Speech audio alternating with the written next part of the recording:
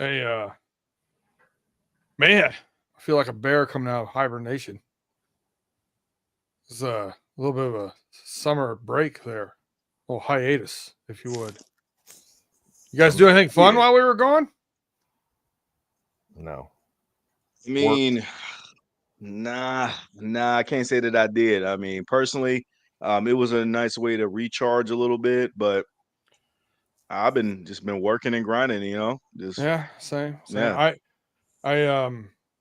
I'd love to say that we just did a summer break and a little bit of a summer vacation since it was downtime, but we didn't. What happened was, your boy had to learn a new platform and got so frustrated with it, went back to the old platform. Can't do it. Rather pay more. Yeah. More. Can't You do know it. what, too? Here's the thing. With all the all the conversation that everybody's been talking about regarding, just Bengals Twitter, regardless of how the offseason went, bro, the shit was exhausting, to be honest, that I needed a break. I didn't want to come on this show now one more time and kept talking about Trey Hendrickson and Shamar Stewart. I needed a break from all of it, dog. Like, I didn't want to talk about it no more. But now, I mean, there's some stuff that happened, so we kind of have to say some stuff. It was well-timed inadequacy by myself. That's what I'm going to say. It was well-timed failure to figure things out. But hey, man, I don't think there's anything really pressing still that we need to talk about. You know what I mean? It's the same crap that when we left off. I haven't heard anything different. Well, there was one breaking news. What's that? Sample, or tight end, was playing defensive end. Like, what the hell is that? What the...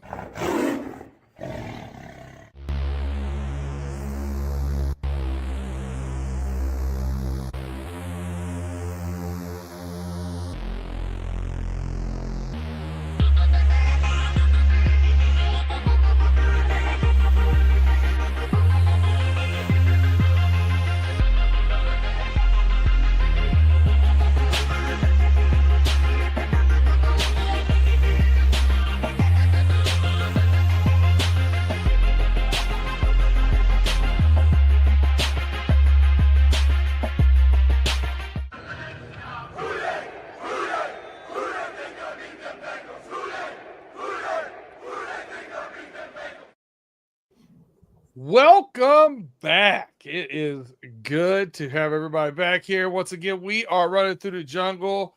And if you are watching on YouTube, no, we did not get rid of Tim Lyons. He is right here with us. So is my boy, Justin Lacey. And I'm your guy, Brandon Herriott. On this show, I am not B-Dirt. That's a steel curtain thing. I'm over there doing people dirty. It is what it is. But thank you, and thank you for coming back and catching back up to us after a few off weeks. Please hit that like, subscribe button if you have not. Share, tell a friend to tell a friend. We appreciate you guys rocking with us. Back to each and every week now. Back to each and every week. I'm excited. I'm glad to be back. I listen, I enjoyed the batteries getting recharged. I enjoyed some of the stuff. But I did miss it, man. I do miss it. I miss interacting with our people. Austin Zart, thank you for being the first one back with us. I'm sure it'll take a little bit of time to get everybody back in the routine. And right when we get ready for the routine will change because we can't do Thursday nights during Thursday night football. Right. So remember that. That'll be changing as well.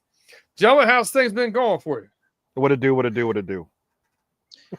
It's been hot. It's been humid. It's muggy, In Cincinnati, it's like 93 degrees, and it's going to get up to like 98, close to 100 degrees for the rest of the week.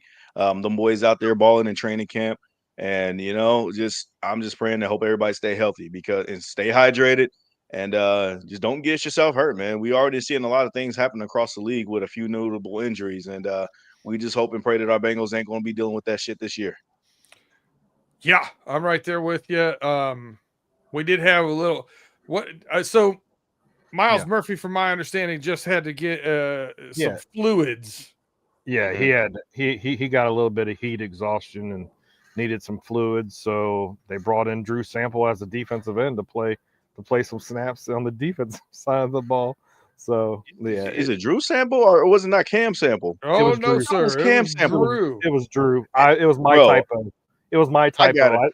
I know you guys are working and everything, and I was sending you guys text messages during work. But yeah, I corrected my thing. I'm sorry. It was Drew sample. Drew, Cam. I get the samples mixed up sometimes. So, but yeah, it was Drew. Now, Justin, I think you have a little bit of breaking news. Okay. What we All got over right. here? So this is literally a minutes before we even hopped on and even did the cold open.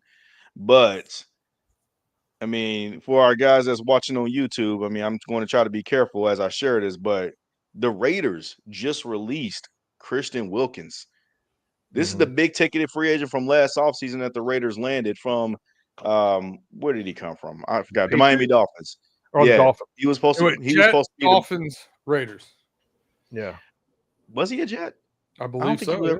I don't remember him ever being a Jet. I know he was the Dolphins for the longest time, and For some reason, I thought he was a Patriot. I don't know why I'm thinking he was a Patriot. You're thinking of Christian. You think of a Christian Barmore. Maybe that's who I'm thinking of. Yeah, but they maybe play the that's same who- position. Yeah. Here's the thing, though. We wanted this guy last offseason to be the big ticketed fish, like free agent whale that can become right. with Dolphins. but 2019. You're right. But gotcha. But here's the thing, though. We knew we was not going to be in the sweepstakes for Christian Wilkins last year because he was a Dave Mulgeta client. And at the time, we were all thinking of, we can't even sign a Dave Mulgeta agent. Hell, we got T. Higgins. We lost out on Jesse Bates. Dave Mulgeta was representing T. And we just knew that anybody that had his representation, we wasn't going to be able to get it. So it was like, nope, that's not happening. Bro, it is so crazy that some of these Dave Mulgeta clients and these contracts are starting to get offloaded like crazy. Like, yes, and this is not going to be the last one. They're not going to be the last one because teams, they're trying to protect themselves. They're trying to protect themselves as far as spending money when they don't have to, when they know, like, I mean, I get this is surprising to me, but I think that this is one of those situations where there was a setback when it came to his rehab and his injury and all that stuff. And the Raiders were going to be on the hook of paying him $35 million, and they was like, nah, bro, if he ain't playing, we're not paying, So what do you guys think about this? Well, it'll be interesting to see the numbers to me, right? I'm a numbers guy. What will they be on the hook for if he re-signs somewhere else? Does that get partially paid for them? Like, I don't know his contract situation right now. I got to look that up. I'll be digging into that when we get off of here because it's very intriguing to me. Because if we get him on a team-friendly deal, bring your ass over here. Bring your ass here, bro. From what I seen, according to his contract, that money was, that clause. There was a clause in there. He's losing $35 million himself. The Raiders are like, nobody's paying it. Not going to deal with it. Yeah. Nope.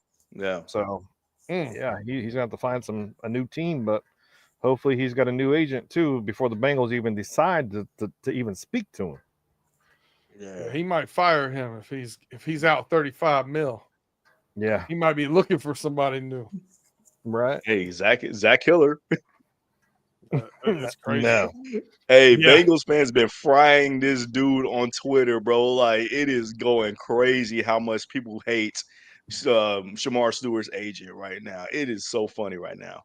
Mary Edwards, you are not late. We are 3.5 weeks late. You're good. We had to take a break. Yeah, we had a little hiatus. I apologize. It was my fault. I'll take full responsibility for that.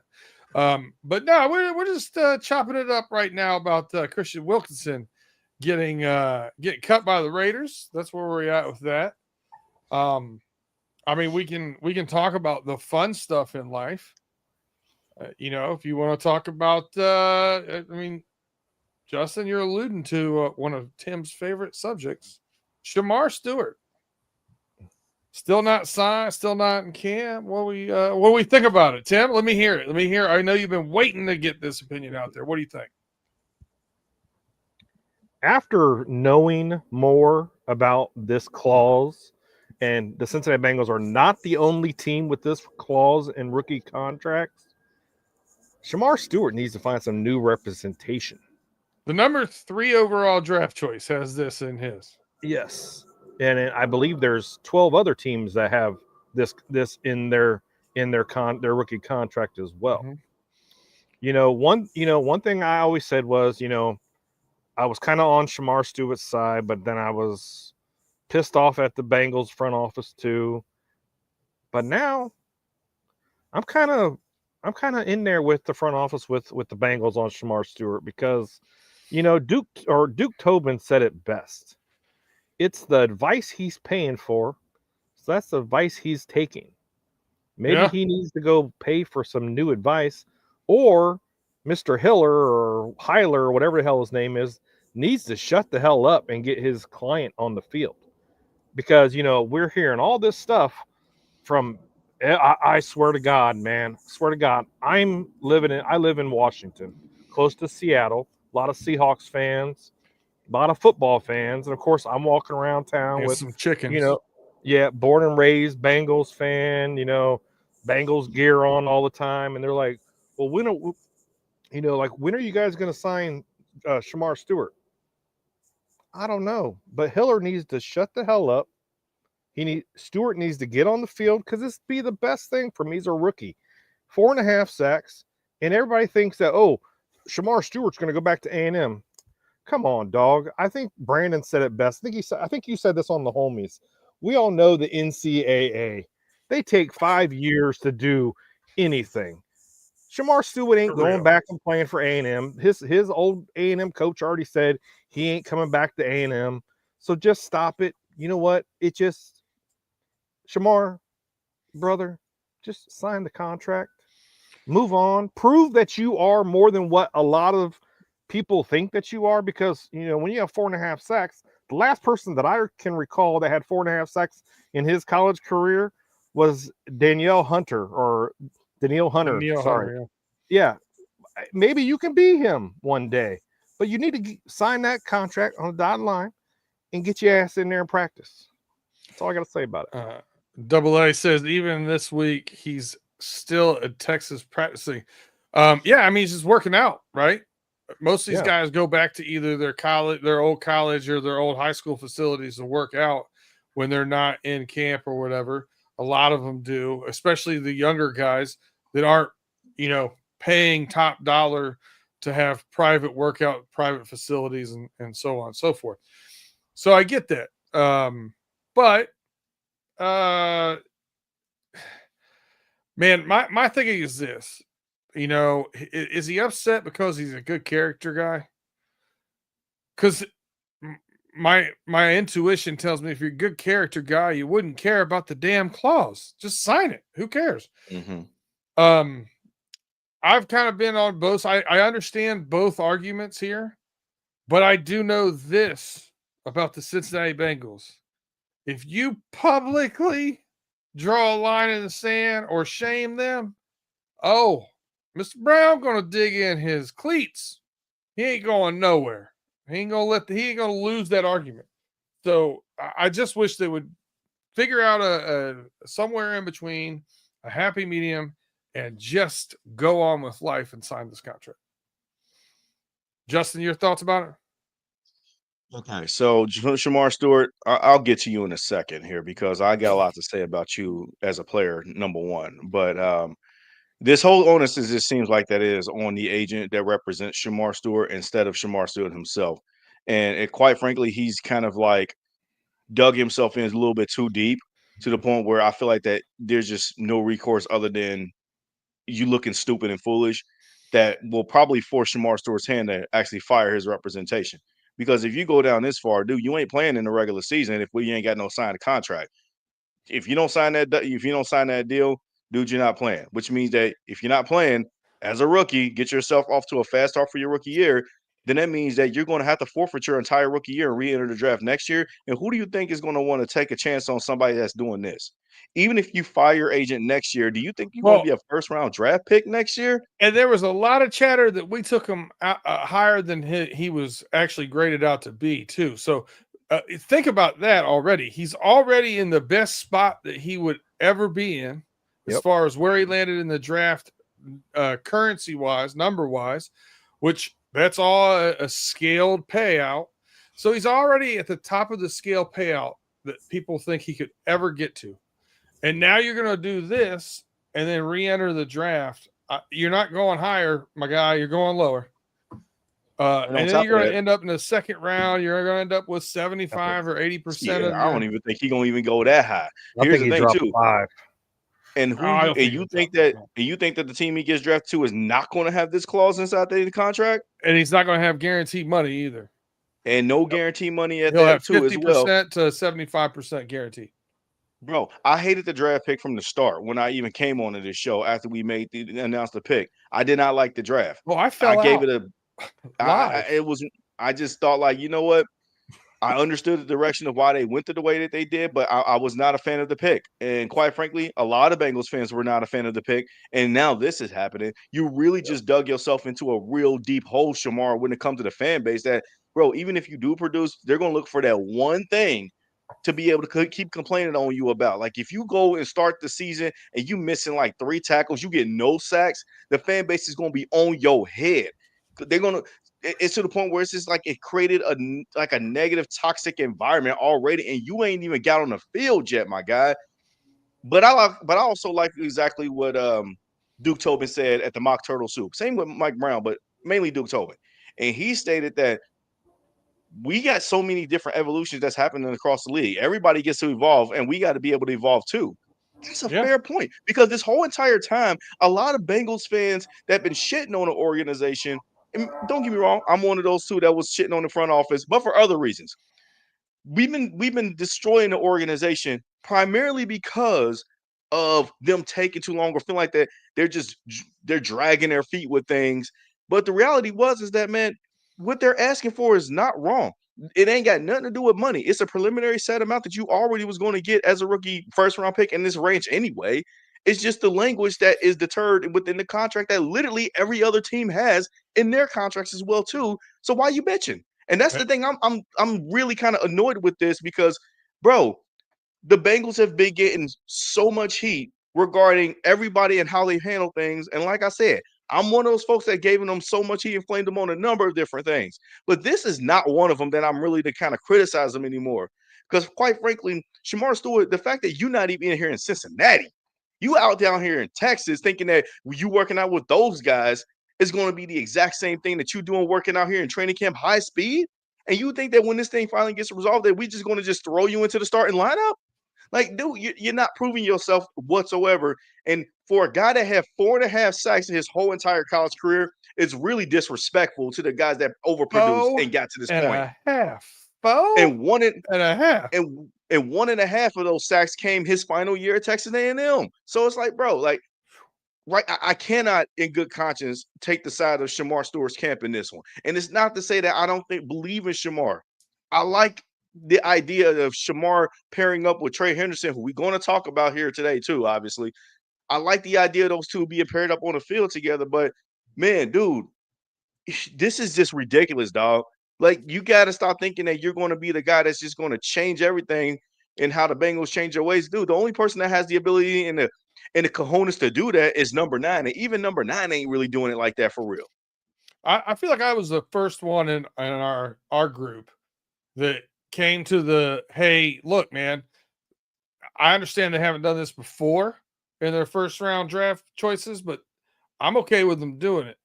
I get why you would put that verbiage in there. Probably should have done it several years ago, but here we are now. And it's one of those things. I said it. Tim, I actually said this on my homies too. I said, for all of my happily divorced people out there, this is a truth. The truth is, just because you kept making a terrible decision or mistake doesn't mean you should keep doing so. They were making a mistake on how they were, verbalizing those contracts. They were lucky enough to realize it and change it before they got burnt by it. Mm-hmm. I don't hold that against them. I also don't hold it against Shamar Stewart at the start of this saying, I don't want to be the first one. I get that. But the way it's been handled since then has just been piss poor.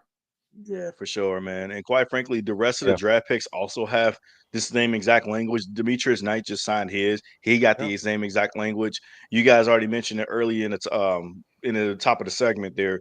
The number 3 overall draft pick, Abdul Carter, has this language in this. I get it, man. We were talking about the players that drafted the Bengals drafted before that don't have this language in their contract. But again, like the Bengals are supposed to evolve, just like we want them to, and like we've been craving them to. This is part of it, and again, Mike Brown also said this at Mock Turtle Soup. And he makes a compelling point. Look at what's happening, as we already mentioned with Kristen Wilkins right now, of just getting cut. And now basically he's got to forfeit that 35.5 million, whatever it is. The Bengals are like, dude, the stipulation regarding your contract, like if you get into some real extensive situations, gave an example, like an extreme example, like if you're that calls you to have to go to jail for several months, do you think that we need to be able to pay you? No. Because teams go through this all the time to where if somebody gets into some serious off the field issues, the team ain't trying to be on a hook for your stupid mistakes. Now, they'll be for you there for you in other ways, but they've already well compensated for you in the past. Up to this point, it's like, nah, bro, we got to fully guarantee you the rest of that money when you did something outrageously stupid. Like, think about the Ray Rice situation. The minute that came out and the truth came out about that, the Ravens immediately cut him. No questions asked. They immediately released him. Same with the Patriots with the whole Aaron Hernandez situation. They immediately released him. No ifs, ands, or buts. But did you imagine still having to pay that guy? Hello? And that's what the Bengals are trying to say. Like, if you're going to do some stupid, idiotic stuff. Now, part of it, the reason why they want to probably look to evolve was looking at what Jermaine Burton did last year and realizing that this year we ain't trying to be into that same clause with some of these rookies when we don't really know. We thought we had some hidden talent that we can sort of kind of pull out there, and that's still the case.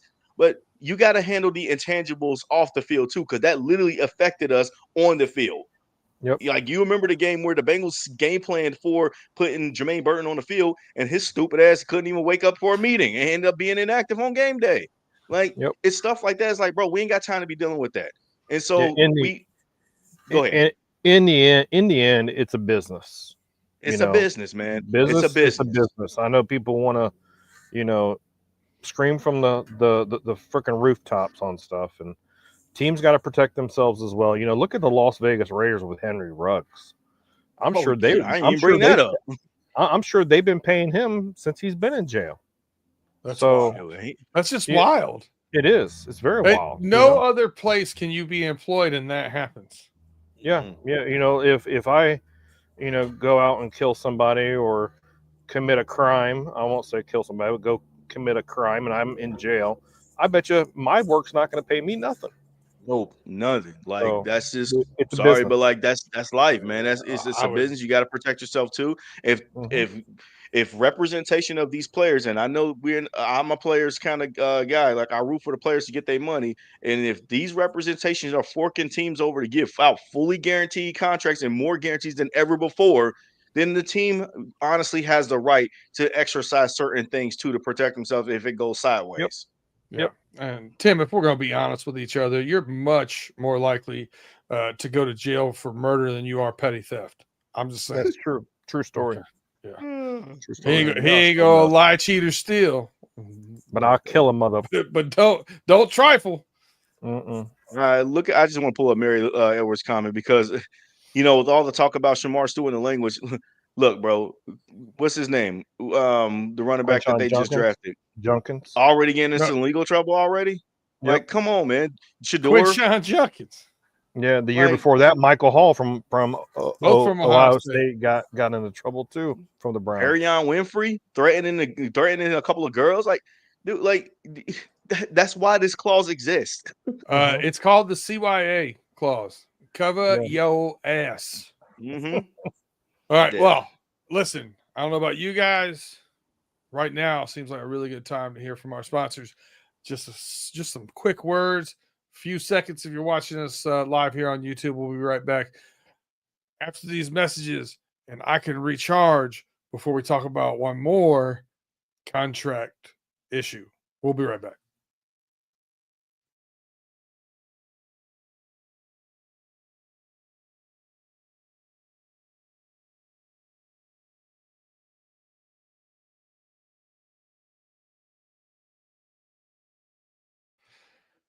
And once again, you're back with Running Through the Jungle. I'm your host, Brandon Herriott, here with your host, Tim Lyons and Justin Lacey.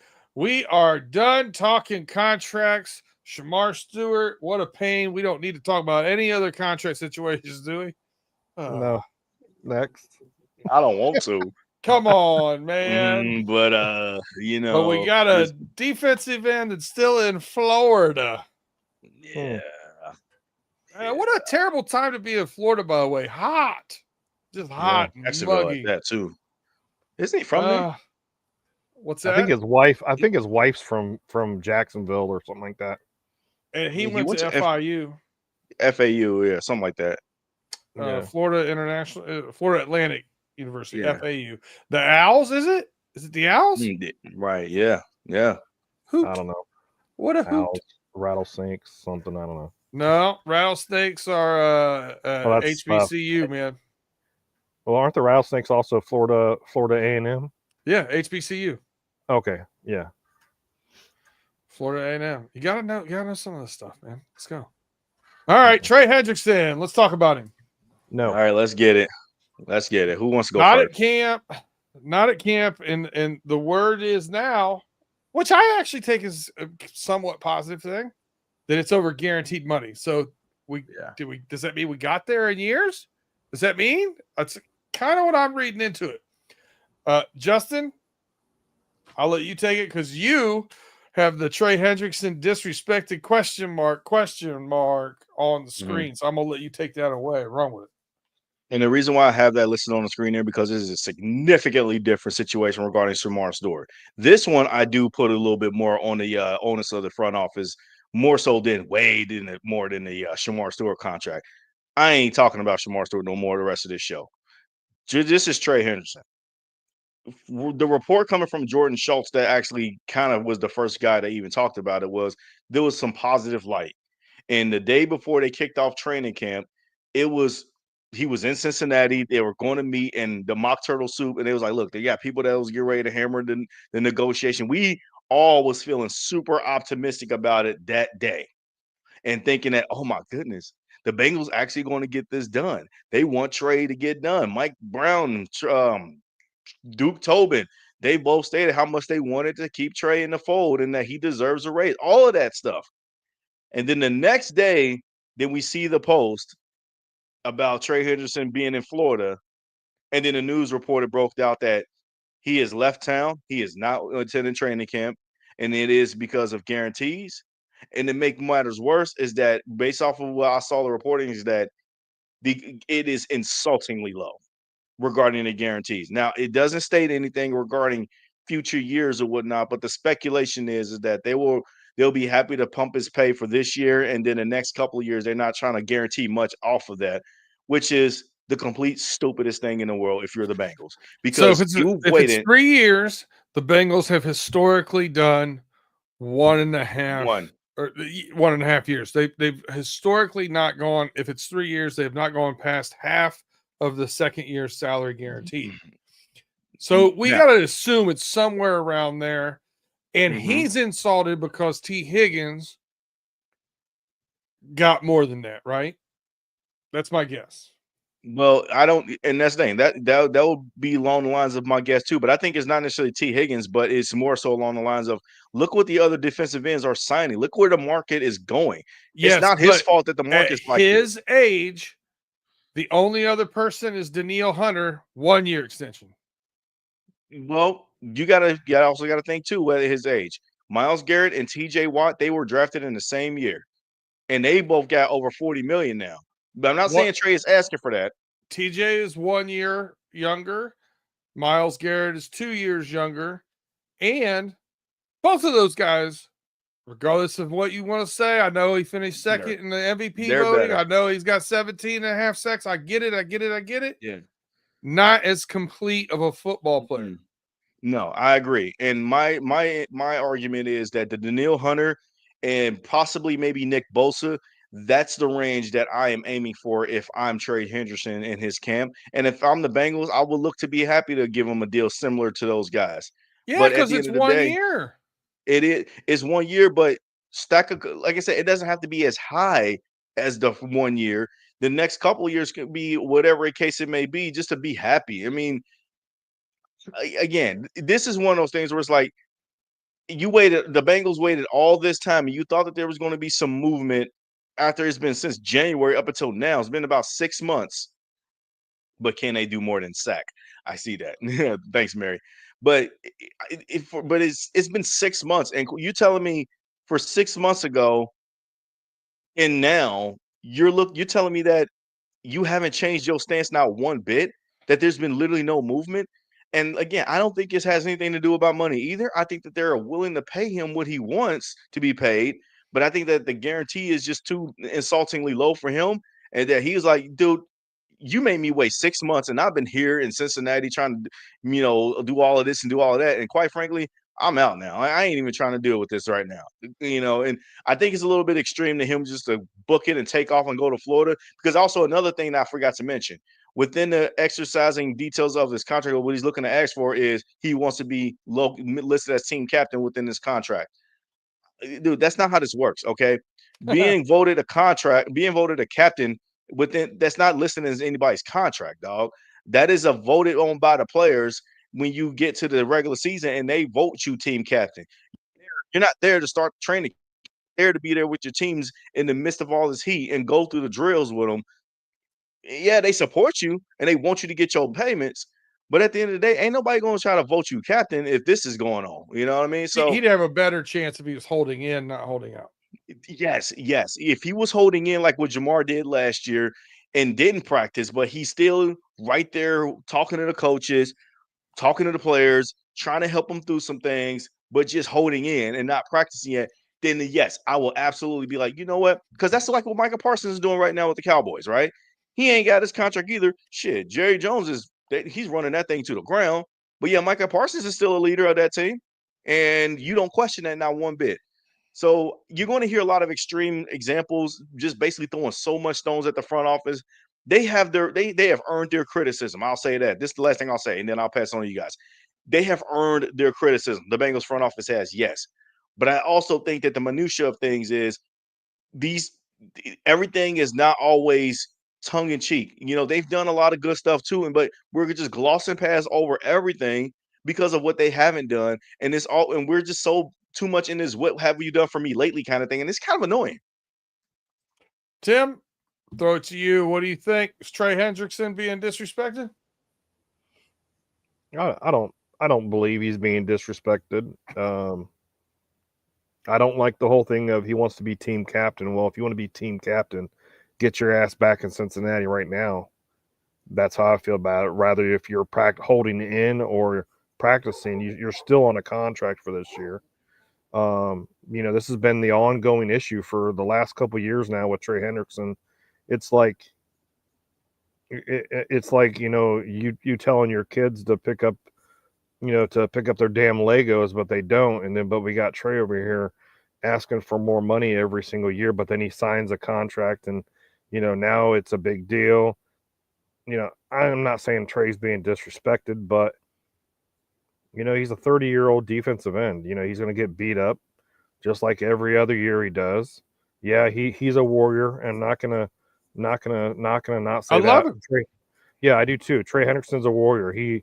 And I love the fact that he is the man that he is, and but something's got to give here. So my opinion is, and I tell everybody this that asks me this on the streets is, well, what do you think about the whole Trey Hendrickson situation?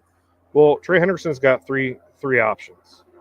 The first one is he retires. The second one is he sits out for the whole year. Or the third one is he signs his contract. He signs his new contract. Well, he could play this 1 year. Or he could play on this 1 year deal that he already has. Which is $21 million. Everybody keeps saying 16. Right. 16 is the cap hit. He's already deposited $5 million to this. Right. Yeah. No, thank you. I'm sorry, I don't mean to interrupt, but that bothers me too. The number that you keep hearing is 16. Yeah. It's not 16, y'all. He got more than that. Right. He got 21. He just deposited 5 of it already. That's all. Yeah. So, I love Trey Hendrickson. The front office is bobbled some stuff in the past, and we're a year late, $1 short. on this whole Trey Hendrickson thing. We were the same thing when it came to T and Jamar Chase, $1 short, a year late. I just don't think that this drama with Trey Hendrickson it's not, Joe Burrow said it's distracting. Joe Burrow said that at his conference yesterday. I love his candidness, man. Love it.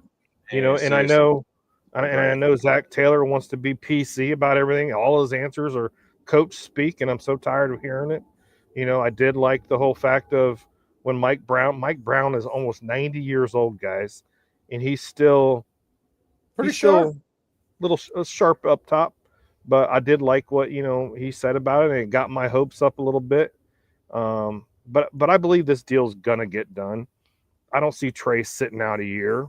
I just believe it's gonna get done. Though, even one side's gonna have to break. We all know that. One side's just gonna have to break. Either if it's the Bengals side or Trey Henderson's camp, or bend. Yeah, bend. So I still see Trey being a Bengal this year, and maybe for the next couple years. Tim, what do you think about Austin Zark's comment here? He says, "Here we are this year, and still no extension, and it's a holdout." So it's they should have gotten this done last year. Yeah, we said that same thing last year too. They should have got the deal done last year. This is something that we always have to always have to answer. Doesn't matter if it's our own fans that are questioning it, or if it's other fans out there that they're like, "Oh, well, you guys still don't have Trey Hendrickson done." Okay, and that's one of our. That's Brandon said it at the beginning of the offseason. As long as we get 2 of those 3 guys signed, great. We did good. You know what? We did good, and we did. We got Jamar and we got T done.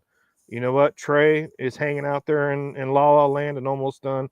We got Mike Gesicki back for 3 years. So I'm not going to completely bash the front office. But, yeah, I believe the front office, somebody's going to have to bend. Front office or Trey's camp. Yep. Yeah. Look, I get it, but I'm gonna just stand on the side of Trey a little bit. I think that how he's handling a little bit. Yeah, I think Mary Edwards said it too. He's kind of handling this a little bit disrespectful himself too. But I think that that's just an emotional side of just you've been in this fierce battle of contracts thing, and it's just the shit wears on you, man. Like and then the residual effect that let's say after it's done, you think he gonna come in there happy, positive? No, you're just thinking about how annoying it is and how much you keep on pulling teeth just to be able to get something like this done and accomplished. And that's frustrating. That is very frustrating to some players, and most players actually. And when it comes to the Bengals specifically, I just look at it as this way. Back in Super Bowl Media Row, it wasn't just Joe Burrow that made his rounds. Trey Henderson made his rounds too. And Trey Henderson also was very adamant and understanding and very appreciative of everything that Cincinnati has done for him. He has also stated, hey, look, if this is going to become an issue, you can let's talk about an opportunity where if you just trade me and get you some draft picks, so that way you can get some assets in return. So that way I can get compensated the way that I need to get compensated, whatever it takes for the Cincinnati Bengals to help win a championship, whether if I'm here on the team or not. He was very, very understanding and upbeat and positive. That was early in the offseason in January and February. But we're in July now. And you telling me that there's been no movement coming from the Bengals spot? If we're talking about them handing them the same damn offer from back then there's a problem on the Bengals. But if the Bengals did have some understanding and some wiggle room behind it, then all of a sudden, okay. Well, they've obviously added time. Yeah, they had to, because he's removed that complaint out of there because that was part of the first complaints. Mm-hmm. Yeah. So to be honest, we truly don't know. We're just hearing it through the teeth and the gums and the mouths of people that's trying to speak on behalf of it, and then they can sort of just garble up the message and just. I truly don't know what is actually happening right now, other than we just know Trey ain't here. He in Florida, and training camp started yesterday, as of this recording. I'll start with something hypothetical. This is very hypothetical, but this is something I could see happen behind closed doors. I could see that the Bengals offered 1 year, let's call it $35 million. I don't know what the number is. Who knows? It might be 40, might be 38, might be whatever. Let's just call it 1 year, 35 for the sake of argument. And his camp might have said, nope, we're not doing it unless we get a 3-year extension. So then what if they come back and offer him a 3-year extension but only guarantee that 35 mil or Right. maybe 50 mil or something like that. What you're supposed to do then is say, no, we want 3 years, 75 guaranteed. And then the Bengals say, hey, meet in the middle. How about 3 years, 62 and a half, 65, somewhere around there, and take it and walk off. But instead of doing that, we got in the plane and hopped down to Florida. I don't get that either. Now, I go back to Austin Art's comment about getting things done early. I have been on the side of the players here. I've been on the side of the fans. They should have gotten most of these contracts done earlier because it would have saved them money in the long run. We all agree to that, right? Now, devil's advocate, T. Higgins gets injured a lot. Might have been some concern there, right? Trey Hendrickson, before 2 years ago when he had 17 sacks, he averaged about 8 sacks, 7.5 sacks a season. So was 17 a one-year wonder or not? He obviously not. He proved it the following year, and now they're trying to get him extended. So with his age and stuff, I get the double-edged sword here. I don't think either party is completely in the wrong. I think they both have valid points, and it's somewhere in the middle that they have to meet in order to get these done. And I don't think that you leave after this year and go somewhere else and you're able to get more money somewhere else after this year. I think you are what you are. You're a specialist. You are a specialist. That's what he does. When was the last time you saw him set the edge, get off a block, and tackle a running back? I mean, it doesn't really happen very much. I mean, it's probably happened maybe a few times, but it's not It as might have strength. And happened that in is Florida Atlantic. shit, bro. It's not a specialty, and we know that. And quite frankly, I've made the stance in the statement of if I wouldn't have mattered, it wouldn't have mattered about the Trey Henderson trade because you already got people like Miles Murphy developing and upcoming. You got Joseph Osai that can stay healthy on the field. I wouldn't have mattered because you got answers and pieces that you can confidently move on and get assets in return. But man, nobody has proved themselves, and that's where we are now. And quite frankly, I understand the argument on both sides too. But in this case, it's more so the fact like, dog, if you're trying to push to make a championship run, you need a guy like Trey here anyway, because quite frankly, so what is the harm if you overpay him over the couple of more years or not if you're the Bengals? You said a Bengals? key word there to me, need. So you look at the Bengals because of the way they addressed pass rush in the offseason very poorly. They're not in a situation where they can play with this. Hell no, They're not in a situation where they can stare at the gun. No, absolutely not. And Yeah. to be honest too, like I said, and if I'm looking at the Bengals, I'm asking them one question. Sure, you understand that the fear tactic of he might fall off a cliff after 1 year. But here's the thing, man. Add similar language to the contract that can help you get out of it in the event of if you see him falls off the cliff. And I think that's probably what the situation is, that the second and third year is probably more incentive based, so that way he can earn up to those amounts. To me, worst case scenario, you fully guarantee a second year and you get stuck with that.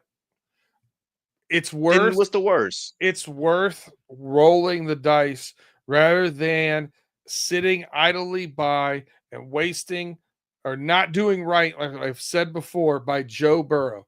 Joe Burrow's excellence can't be messed with, can't be played with. You need to support him. And I think you need to get this job done. Now, if it's something where they're close to that and there's just no bartering right now, or this could be done next week. We don't know. This could be him making a stand to tell them, hey, look, it's this, or I'm not going to be here for it. Like, this is the minimum. This is the bare minimum to get me signed. Yeah. I don't know. We don't know what that chess play is. We don't know what that conversation looks like behind closed doors. At the end of the day, if it is him saying, I want 3 years of guaranteed money, shame on Trey. Yeah, take 2 years of guaranteed money, get a 3-year extension, and get out of it. Yeah, man. Yep. Just do what you can, man. Leverage the point. Like, I guess maybe the conversation is that he's not asking to become the highest paid. He's asking to take less money to an extent, and I think that he want to make up for that with guaranteed years down the road. Look, whatever, or find a way to meet in the middle when it comes to this stuff, because roll the it's dice on annoying. 2. Roll the dice on 2. That I'm perfectly fine, and now I'm perfectly happy with that. And the third year can be whatever void year, whatever the hell you guys come up with. It can be something like that, and then let's revisit this thing after year 2 of this contract if it's worth it. Because bottom line is he is getting up there in age, and you've already invested enough draft capital at the edge rush position, regardless of what happens with Stewart or not. It's just a nightmare in a situation that I just hate that this team is in. But the Bengals kind of did this a little bit to themselves. Now, they did get out in front of it with signing trade to that 1-year extension 2 years ago, and I commend them for that. But sorry, but like, we're in a day and age where players are starting to outperform their second contracts too. Josh Allen just got signed another lucrative deal after he won MVP, because before that, 3 years ago, he had signed a lucrative 6-year contract too. And now he has another contract. Lamar Jackson still is talking about getting an extension. TJ Watt, his extension was his third extension, because people forget he had signed his extension 3 years prior. This year is where he became the highest paid, obviously. So this is the era of what we in. These players know how to prolong their playing careers, it seems like. And you got to be willing to roll the dice with that. So I'm with you, Brandon. I'm with you, Tim. Yeah. 2 years, just guarantee the second year, and then the third year can be whatever incentive you make from it. Get Katie on the phone, man. We solved it. Issue done. Right? I love it, man. Problem solving at its finest. Yeah. Yeah. Have your people call my people. We'll get this done. Oh, man. Man. But, hey, gosh, my head hurt from these contract talks. Yep. How about this? We're playing football again. I mean, there's no pads. There's no pads when we're playing football again. Tim, you got any early takeaways from 2 days of training camp? Yeah, I thought it was funny that Joe yesterday said that the offense was sloppy yesterday. And then today he's out there dropping bombs to T. Higgins for tutties, and 3 straight daggers. Yeah, and then I know I heard Zach took T. Higgins out of practice today because he was like, okay, that's enough, because he was having a little bit of cramping from because it was like 85, 90 degrees down in Cincinnati today, so they're out there practicing. I know there was Miles Murphy, T. Higgins, and then somebody else. They seen who was that new cornerback that we drafted last year? Newton. Josh Newton was puking on the field. So it was a nice workout, and a little bit dehydration. And that's even with moving it to a morning practice too. Yeah. But it was still 80. It was like 85 degrees, 90 degrees this morning at 10 o'clock. So, but Joe did say that the offense played sloppy yesterday, but then I saw today they offense pretty much took the day today, but they said once T was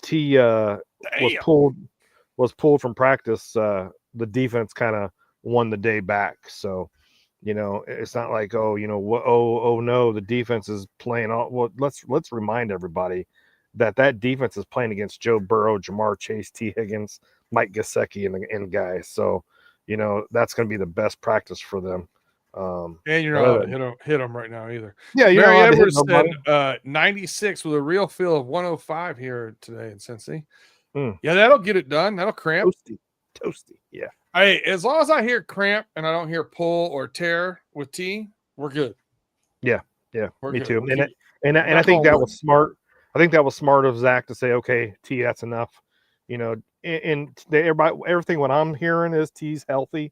But he had a little bit of crampness from because the maybe dehydration or just the heat, whatever. So what, be smart about it, and let's not injure our guys on July 24th. Austin's Art likes that the Bengals have signed Desmond Ridder too. Hopefully he doesn't see the field ever, but I agree with you. Yeah, if he sees the field, we got problems, guys. We got big problems. Big problems. I've lost at least 2 bets. Yeah. All right, what about you, Justin? Any early takeaways? All right, so I'm not going to make any critically acclaimed assumptions regarding this team after just 2 practices. Number one, I love to see that Joe Burrow has basically called out the offense to start the press conference about step it up. This team is going to rely on the offense throughout the season for the most part. This offense for the Bengals has the potential to be the number one rated offense in football this year, and I think they can do it. Quite frankly, that starts with practicing better. And I love that Joe Burrow is kind of elevating that standard and not just settling for, it was just a sloppy day, whatever it is, what it is. Well, he did kind of sound a little bit casual sometimes with it. Was like, okay, well, we got plenty of time to clean up, Timing's down, plenty of time, but we need to be better. But like his emphasis of it is that, we got the same guys back. We need to be better and much more in rhythm. We've been in OTAs and minicamp. I get it. People have been working out on their own, doing their own thing or whatnot, but we need to be better. Let's call out some little small, intricate, minute details here of how we run routes. Let's call that out a little bit better, and let's nail in the finer points of this offense, so that way we can be ready to go and ready to slice up the Cleveland Browns in week 1 instead of waiting until it's week 5 before we can finally start playing our best football when it's too late at that point, because that's what we saw last year. We don't need to be doing that. So I love that he called them out right then and there. The defense, I love that he shout praise to the defense day one, because the defense is going to have a lot to prove. They don't really have as much talent on this team, which is also why it's important to get guys like Trey Hendrickson and Shamar Stewart in the fold. But Al Golden still got to figure out the best resources of how to operate with the resource that he have right now. We don't know, but it's nice to hear and see that the team feels reinvigorated on that side of the ball. But again, it's only just been 2 practices. I need to see them doing it when the pads are on. I also need to see them doing it when they're actually hitting and get ready to tackle, and they can get the fundamentals of coverage and tackling down in preseason games. And I'm not just talking about starters. I'm talking about backups too, because that was the problem last year. When guys went hurt and went down, especially on the D-line, they had nobody in the fold to stop the run. And even when certain guys came back, it was just a little bit too late, and they never, ever could just stop the run. So, and also, I will just say this, Mary, you just brought it up. Everybody's tired of the slow starts, but I will also say this. The too much emphasis on the slow starts on a national level and local level is kind of getting annoying to me, because what fans are missing a standpoint of is you can start fast and finish slow. We saw the Bengals do that in years past, not this Joe Burrow era Very Bengals, true. but we've seen that happen. So we can start off 5-1, 6-2. But if we go down the stretch and we go and lose out, like go 3-7, bro, and we miss the playoffs again, bro, then all of a sudden is, well, I didn't see the Bengals finishing slow. Well, you should have, because guess what? It's the season is a marathon, not a sprint. So with that being said, yes, the onus is that the Bengals need to start faster, but they also need to finish strong too, along with the fast start, because they cannot let the gas off the gas pedal, man. Their season is hard. The back end of their schedule gets a little bit tricky. We already know about the Baltimore stretch, but don't sleep on the back end of that schedule neither.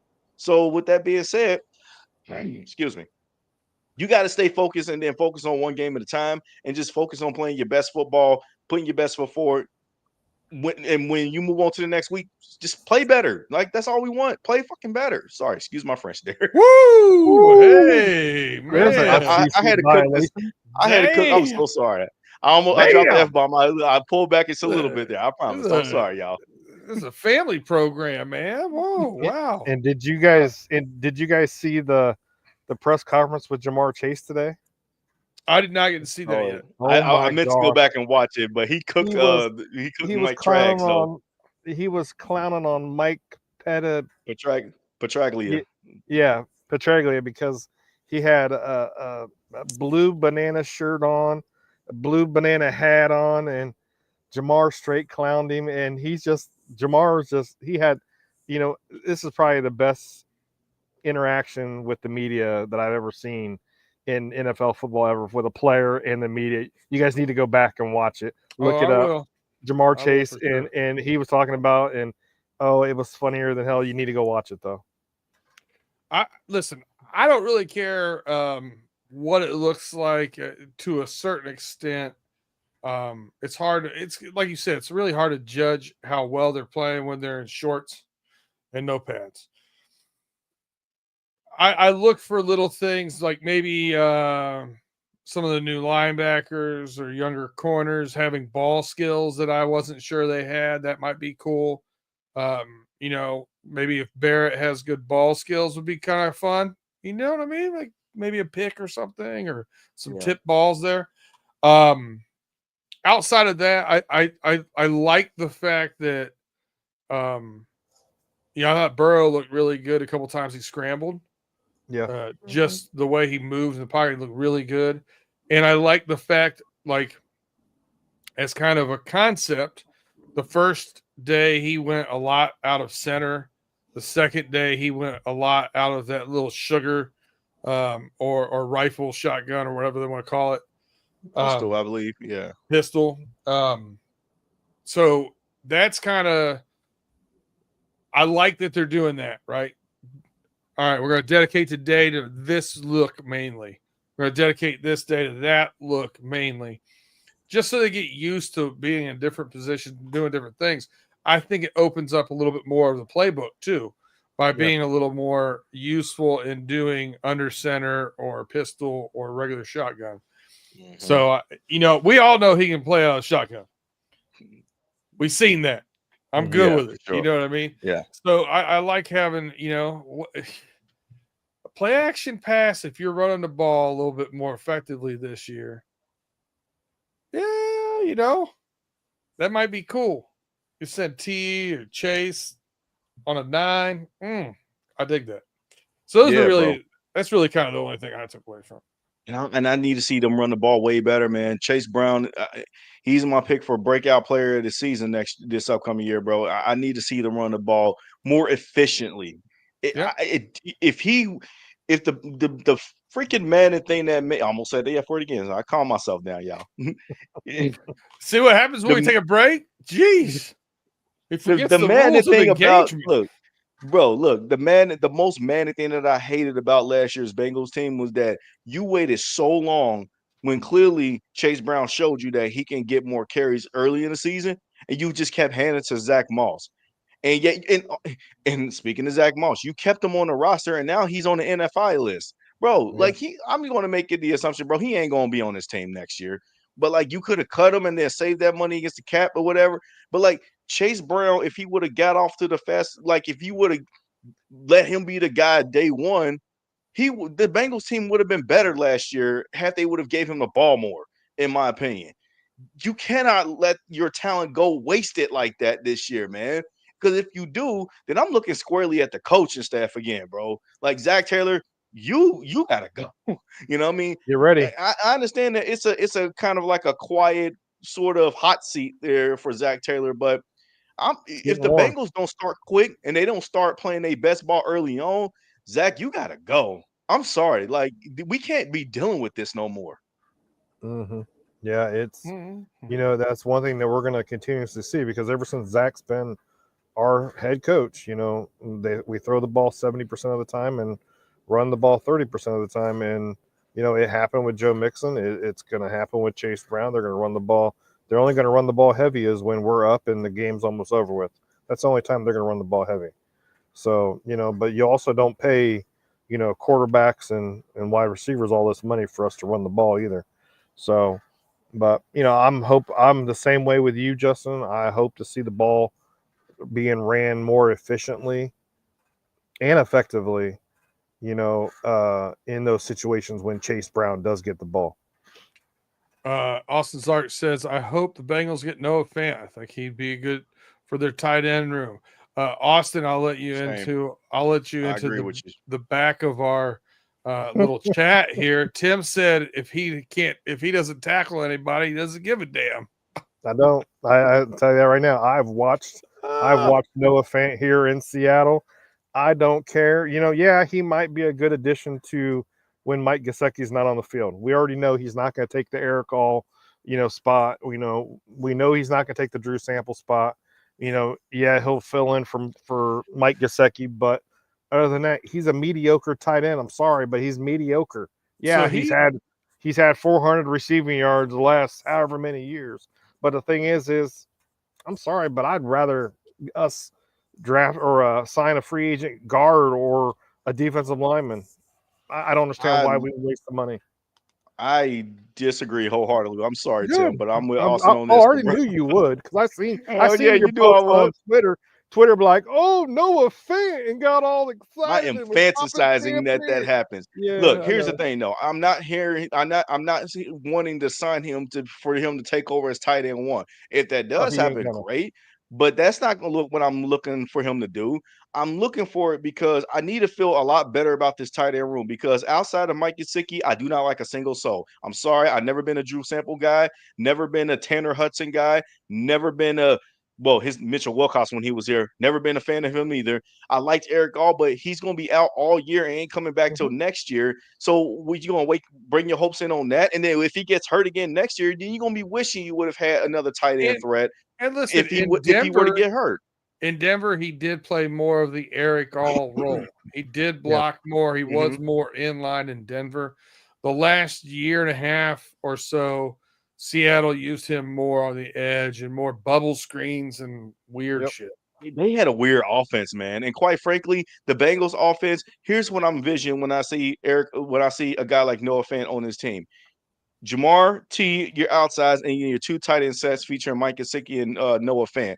Both of them are explosive downfield. Now, there might not be the greatest blockers, but ain't that what you're paying your offensive lineman that money for anyways? And you got good running backs that can block out of the backfield in obvious pass situations. But I look at it is that they're going to be focusing their attention on Jamar and T, that they're going to forget all about the tight end weapons that are Noah Fant being an addition to Mike Gesicki. It's like and you just got to add talent, man. It's like the Ravens when they signed Jair Alexander.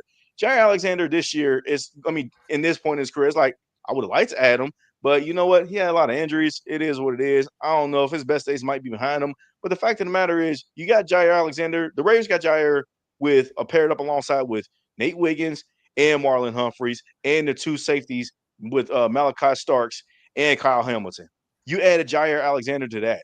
That's what it is. It's about acquiring talent. That's all it is. I'm not looking for him to be 1,000-yard tight end. I'm not looking for us to sign him for him to be this future crazy Tyler Eifert reincarnated. I'm not looking for none of that from him. I just want us to bring in talent. And I think that this guy paired up with Mike Gesicki, I think that'll be cool. It just depends on what he wants. If he wants $3 or $4 million and wants to play with Joe Burrow and see what he can get on his next deal, I'll bring him in for a year while Eric All is rehabbing.